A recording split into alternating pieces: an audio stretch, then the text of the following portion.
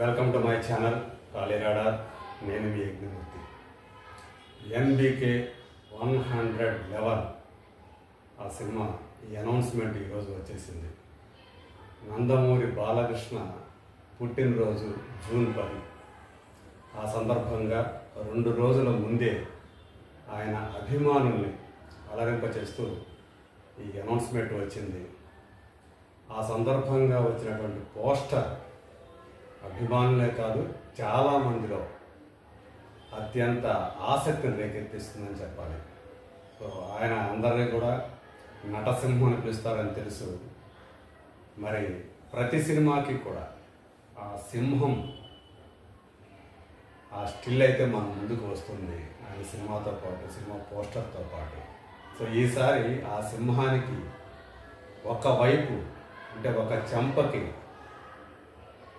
ఒక కవచం ఉండటం అనేది ఈసారి ఒక కొత్తగా కనిపిస్తున్నటువంటి విషయం. ఇంకొక ఆసక్తికరమైనటువంటి అంశం, హిస్టారికల్ బ్యాక్డ్రాప్ తోటి ఈ సినిమా రాబోతోందనేటువంటి ఒక వార్త. గోపీచంద్ మలినేని రెండోసారి బాలకృష్ణని డైరెక్ట్ చేయబోతూ ఒక చారిత్రక కథాంశాన్ని ఎంచుకున్నాడనేటువంటి ఆ వార్త ఏదైతే ఉందో అది చాలా విశేషంగా చెప్పుకుంటూ ఉన్నారు. తన 100వ సినిమా కోసం నందమూరి బాలకృష్ణ గౌతమిపుత్ర శాతకర్ణి అనే సినిమా మనం చూసాం. ఆయన చేసిన ఆ సినిమా ఏదైతే ఉందో కరెక్ట్గా అది 100వ సినిమాకి తగ్గ కథ అని చెప్పేసి అప్పుడు అందరూ కూడా దాన్ని ఆమోదించారు. అలాగే దానికి విజయాన్ని కట్టబెట్టారు. అది 2వ శతాబ్ద కాలం నాటి కథ, అది గౌతమిపుత్ర శాతకర్ణి. సో తెలుగు వాళ్ళకు సంబంధించినటువంటి ఆ ఉగాది, తెలుగు సంవత్సరాది అనేటువంటి ఒక పండగ ఎలా ప్రారంభమైందో కూడా తెలియజేసేటువంటి కథ.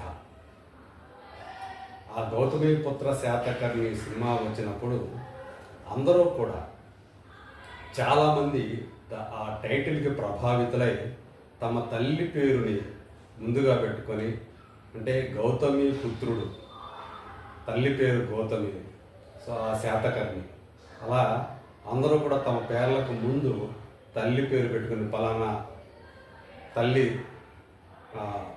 పుత్రుడు పలానా పేరు అన్నట్లుగా ఒక రకమైనటువంటి ప్రభావాన్ని సమాజం మీద, తెలుగు సమాజం మీద ఆ సినిమా కలిగించింది.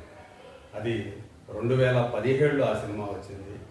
ఆ సినిమా తర్వాత ఆయన 10 సినిమాలు చేశారు. అంటే 110వ సినిమాగా ఇప్పుడు మన ముందుకి అఖండ 2 రాబోతుంది. దాని తర్వాత ఆయన తన 111వ సినిమాని గోపీచంద్ తోటి చేయబోతున్నారు. ఇవాళ వచ్చినటువంటి ఆ పోస్టర్ డిజైన్ మాత్రం ఖచ్చితంగా అభిమానుల్ని వాళ్ళందరిలో కూడా ఒక పండగ వాతావరణాన్ని తీసుకొచ్చిందనడంలో సందేహమే లేదు. సో గోపీచంద్ తన కెరీర్లో మొట్టమొదటిసారిగా ఒక చారిత్రక అంశాన్ని సృష్టించబోవటం కూడా ఒక ఆసక్తికరమైనటువంటి అంశంగా మనం భావించాలి. మరి ఆయన అంత క్యాపబిలిటీస్ ఉండే ఒక హిస్టారికల్ ఫిలింని రూపొందించేటువంటి ఆ క్యాపబిలిటీస్, ఆ సామర్థ్యం గోపీచంద్కి ఉందా అని కొంతమంది సందేహం వ్యక్తం చేస్తూ ఉన్నారు. కానీ గోపీచంద్ చాలా ప్రతిభావంతుడైనటువంటి, సమర్థవంతుడైనటువంటి దర్శకుడని ఆయన చుట్టూ ఉన్నవాళ్ళు, ఆయనకి సన్నిహితంగా ఉండేవాళ్ళు, పరిచయం ఉన్న వాళ్ళకి తెలుసు. వీరసింహారెడ్డి లాంటి ఒక రెగ్యులర్ ఫ్యాక్షన్ బ్యాక్డ్రాప్ సినిమాని ఆయన తీసేటప్పుడు చాలామంది పెదవి విరిచారు. ఇప్పుడు ఇంకా సమరసింహారెడ్డి, ఇంద్ర, నరసింహనాయుడు ఇట్లాంటి సినిమాల కాలం అయిపోయింది. మళ్ళీ ఇప్పుడు ఆ ఫ్యాక్షన్ బ్యాక్డ్రాప్తో సినిమా చేస్తున్నాడు ఏంటి ఈయన, వీరసింహారెడ్డి అనే పేరుతో. బాలకృష్ణ ఎలా ఒప్పుకున్నాడు ఈ కథ అని సినిమా విడుదలకు ముందు చాలా వినిపించాయి. కానీ ఆ సినిమా రెగ్యులర్ ఫార్మాట్లో ఉన్న తను తీసినటువంటి విధానం, ఆ స్క్రీన్ ప్లే, అదంతా కూడా ప్రేక్షకుల్ని ఆకట్టుకున్నందువల్లే వీరసింహారెడ్డి విజయం సాధించింది. గోపీచంద్ తన క్రాక్ సినిమాని ఎలా తీసాడో మనం చూసాం.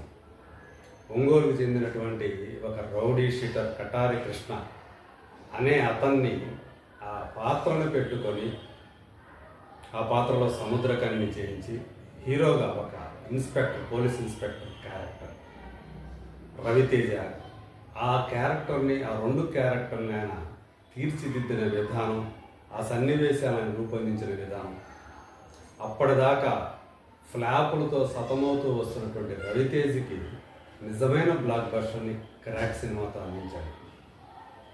దాని తర్వాత తను అంటే 2021లో క్రాక్ తర్వాత ఎలాంటి సినిమా తీస్తాడు ఏంటి అని చెప్పేసి, ఎవరితో సినిమా తీస్తాడు అని చాలామంది ఎదురు చూస్తున్న సమయంలో అతను 2021 ఆ సెకండ్ లాక్డౌన్ అయిపోయిన తర్వాత తన ప్రాజెక్ట్ కోసం చాలా పరిశోధన చేశాడు. లైబ్రరీకి వెళ్ళాడు. ఈవెన్ వేటపాలెం అంటే క్రాక్ సినిమాలో వేటపాలెం కూడా ఒక ప్రధాన పాత్ర వహించిన విషయం మనకు తెలుసు.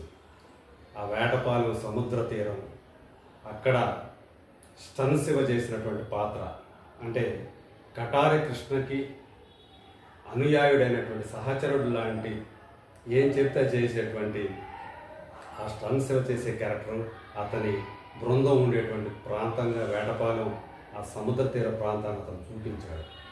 అదే వేటపాలెం ప్రఖ్యాత లైబ్రరీ సారస్వతి నికేతనానికి వెళ్ళాడు. ఆ సందర్భంగా అతను అంటే ఎవరిని కలవాలి ఏంటి అనేది, అంటే నేను వేటపాలెంకి చెందినటువంటి వ్యక్తిని కాబట్టి ఆయన నన్ను సంప్రదించడం, ఆ సందర్భంగా నేను వేటపాలెం లైబ్రరీ వాళ్ళకి విషయం చెప్పి, సో ఈయనకి అక్కడ కావాల్సినటువంటి సదుపాయాలు ఏర్పాటు చేసి తన పరిశోధనకు అవసరమైనటువంటి, ఆయన 2 రోజులు 3 రోజులు అనుకుంటా అక్కడ తనకు కావాల్సినటువంటి ఆ మెటీరియల్ని అంతా కూడా గ్యాదర్ చేసుకున్నాడు. కానీ అనూహ్యంగా ఆయన తర్వాత వీరసింహారెడ్డి సినిమాతో వచ్చాడు. కానీ ఆ వీరసింహారెడ్డికి ఆయన అప్పుడు చేసిన పరిశోధనకి సంబంధం లేదు. ఆ తర్వాత మళ్ళీ జాట్ చేశాడు సన్నిధి గారితో. మరి ఇప్పుడు ఒక చారిత్రక కథాంశంతో బాలకృష్ణతో సినిమా చేయబోతున్నాడు అంటే, ఒకవేళ అప్పుడు చేసినటువంటి, నేను ఎప్పుడు కూడా ఆయన ఏ బ్యాక్డ్రాప్ కోసం ఆయన వెళ్ళి పరిశోధన చేశాడు అని చెప్పేసి నేను ఎప్పుడు అడగలేదు. ఎందుకంటే అది వృత్తిపరంగా సరైనటువంటి మూవ్మెంట్ కాదు అని చెప్పేసి నాకు తెలుసు కాబట్టి ఆయన దాని జోలికి వెళ్ళలేదు.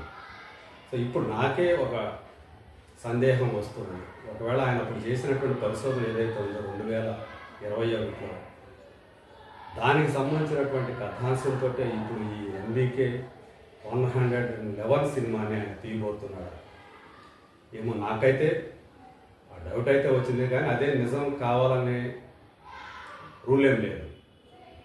సో ఏదేమైనప్పటికీ కూడా ఇప్పుడు అంటే 2 ముఖాలు మనకి కనిపిస్తున్నాయి ఆ సింహంలో. ఒకవైపు ఒక మామూలు సింహం ముఖం, రెండో వైపు కవచం పెట్టిన, లోహపు కవచం పెట్టినటువంటి ముఖం. మరి ఎందుకు అది పెట్టాడు అంటే, అతను ఒక గ్లాడియేటర్ లాంటి ఒక క్యారెక్టర్లో కనిపించబోతూ ఉన్నాడా బాలకృష్ణ అనేటువంటి ఒక క్యూరియాసిటీ అయితే కలుగుతూ ఉంది. సో మిగతా క్యాస్ట్ అండ్ క్రూ విషయాలైతే ఇప్పటివరకు ప్రకటించలేదు. వృద్ధి సినిమాస్ ప్రస్తుతం ఆ బ్యానర్ రామ్ చరణ్ కథానాయకుడుగా బుచ్చిబాబు సానా డైరెక్షన్లో పెద్ది అనే సినిమాని తీస్తూ ఉంది. దాని తర్వాత వాళ్ళు ఇప్పుడు NBK 111 సినిమాని తీయడానికి వెంకట సతీష్ కిలార్ నిర్మాత, ఆయన సన్నాహాలు చేస్తూ ఉన్నారు. ఖచ్చితంగా ఒక విషయం అయితే స్పష్టం, ఈ సినిమాతో గోపీచంద్ మలినేని దర్శకుడుగా మరో మెట్టు పైకెక్కుతాడని ఎందుకో నా మనసు గట్టిగా అనిపిస్తూ ఉంది. అలాగే నందమూరి బాలకృష్ణ కూడా ఈ కథాంశం పట్ల బాగా ఇంప్రెస్ అయ్యారని చెప్పేసి విశ్వసనీయ, అంటే వాళ్ళకి సన్నిహితంగా ఉన్నటువంటి వర్గాల ద్వారా అందుతున్నటువంటి సమాచారం. సో అఖండ 2 తర్వాత అఖండ 2, సో అది ఏ స్థాయి బ్లాక్ బస్టర్ అవుతుంది ఏంటి అనేది రాబోయే రోజుల్లో మళ్ళీ మనం మాట్లాడుకుంటాం.